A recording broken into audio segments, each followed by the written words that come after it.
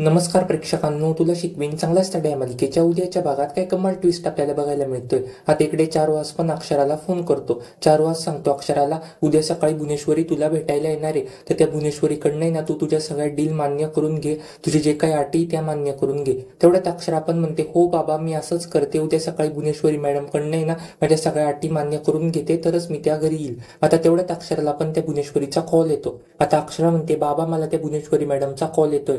आता चारुहास पण म्हणतो, अजिबातच घाबरू नको, आपल्या प्लॅन नुसारच काम करतो. तेवढ्यात अक्षरा पण म्हणते, हो बाबा मी तसंच करते. आतलेच भुवनेश्वरी अक्षराला विचारते, सुनबाई कशा आहात तुम्ही?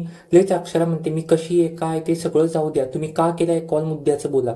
तेवढ्यात लगेच भुवनेश्वरी पण बोलते, मला तुमचं हेच आवडतं, तुम्ही इतर चौकशांमध्ये पडतच नाही, तुम्ही डायरेक्ट मुद्द्याच बोलतात. मी तुम्हाला उद्या एक लोकेशन पाठवतो, तिथे तुम्ही आम्हाला भेटायला या. तेवढ्यात अक्षरा म्हणते, का बरं भेटायला या? बरं मी तिथे अजिबातच तुम्हाला भेटायला येणार नाही. तेवढ्यात भुवनेश्वरी पण बोलते, आम्हाला तुमच्याशी खूप महत्वाचं बोलायचंय, प्लीज तुम्ही भेटायला या.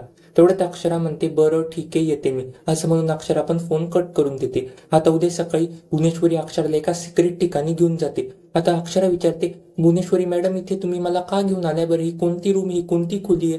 तेवढ्यात लगेच भुवनेश्वरी बोलते, आम्हाला जे काही एक सिक्रेट मीटिंग करायची असताना ते आम्ही इथेच करतो.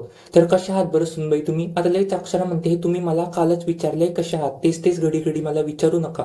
लगेच भुवनेश्वरी पण बोलते, पण कालचा एक दिवस गेला ना, आज तुम्ही कशा आहात ते विचारते. लगेच आता अक्षरा म्हणते, काय ते तुम्ही मुद्द्याचं बोलावं. आतलेच भुवनेश्वरी पण म्हणते, मुद्द्याचं हेच आहे, तुम्ही घरी परत चला. तेवढ्यात अक्षरा पण म्हणते, सॉरी ती माझ्याकडनं काही होणार नाही, मी त्या घरी अजिबातच परत चलणार नाही. तरी पण बोलते, भले तुम्हाला अधिपतींनी घराच्या बाहेर काढलं असेल, पण आम्ही म्हणतो घरी चला. तेवढ्यात अक्षरा पण म्हणते, काय अधिपतींनी मला घराच्या बाहेर काढलं? तसं अजिबातच झालं नाही, मला अधिपतींनी घराच्या बाहेर नाही काढलं भुवनेश्वरी मॅडम, मी माझ्या मर्जीने त्या घराच्या बाहेर पडले होते. कारण की मला आहे ना, अधिपतींनी अजिबातच त्या घराच्या बाहेर नाही काढलंय, ते घराच्या बाहेर तुम्ही काढले, तुम्ही कारस्थान करत होते, तुम्ही अधिपतींच्या डोक्यावर बंदूक ठेवून मला घराच्या बाहेर काढलंय. तेवढ्यात लगेच आता भुवनेश्वरी पण बोलते, झालं गेलं ते सगळं विसरून जातात, तुम्ही मागच्या गोष्टींचा विचार करू नका, आता काय घडेल ते आपण पुढचा विचार करू, तुम्ही घरी चला सुनबाई. अक्षरा पण म्हणते, मी त्या घरी अजिबातच येणार नाही, तुम्ही कशा वागतात बरं माझ्या बरोबर? आणि राहिला प्रश्न त्या लग्नाचा, तुम्ही त्या लग्नाकरता मला त्या घरी परत न्यायला आले आहे ना, मी संक्रांतीच्या वेळेस त्या घरी परत आले होते, पण त्या दुर्गेश्वरी मॅडमनी माझा गळा दाबण्याचा प्रयत्न केला, माझ्या बाबांसोबत किती विचित्र वागल्या त्या, आणि तुम्ही आता काहीच बरं मला घरी चला म्हणताय. त्या दुर्गेश्वरी मॅडमला पण तुम्ही काय पाठवलं, आजींना काय पाठवलं तुम्ही? मी अजिबातच त्या घरी परत येणार नाही. आणि राहिला प्रश्न तुमच्या लग्नाचा, तर ते लग्न मी आल्या आयुष्यात होऊ देणार नाही. तुम्ही मागच्या वेळेस पण मला हॉस्पिटलमध्ये पाठवलं होतं, मी हॉस्पिटल ऐन वेळेवरती येऊन ते लग्न थांबवलं होतं, पण ह्यावेळी मी घरी असताना ते लग्न होऊ देईल असं अजिबातच होणार नाही.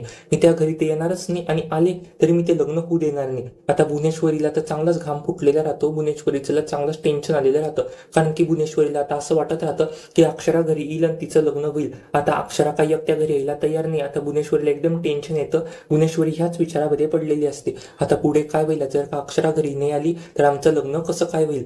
चारुहास पण भुवनेश्वरीची चांगलीच फिरकी घेणार राहतो. चारुहास म्हणणार राहतो भुवनेश्वरीला, आता अक्षरा घरी नाही आली तर आता मी तुझ्याशी अजिबातच लग्न करणार नाही, अक्षरा घरी आली तरच लग्न करेल अशी आपली डील झाली होती, आता अक्षराच घरी येणार नाही तर तुझ्याशी लग्न होणारच नाही. पण आता अधिपतीला पण थोडं अक्षराचं म्हणणं पटलेलं राहतं. आता अधिपती अक्षराची साथ देईल का नाही पाहणं फारच रंजक ठरणार आहे, कारण की आता अधिपतीने अक्षराची साथ दिल्यावरती भुवनेश्वरीचं तर चांगलंच आपल्याला गेम ओव्हर होताना बघायला मिळणार आहे, कारण की भुवनेश्वरी खूप नालायकपणा करत राहते. आता अधिपतीला पण कळून चुकलेलं राहतं, भुवनेश्वरी खूप चुकीचं वागते, तिला ह्या वयामध्ये लग्न करायची काही पण एक गरज नाहीये, एक डील आहे, त्या डीलसाठी ती लग्न करते. इतक्या दिवस झाले ती अक्षराला परत घरी घेऊन येत होती का नाही, पण जेव्हा लग्नाचं सुरू झालं तेव्हाच ती अक्षराला घरी परत घेऊन येत होती. हे खूप चुकीचं वागते भुवनेश्वरी, असं अधिपतीला पण मनातनं थोडंसं वाटलेलं राहतं.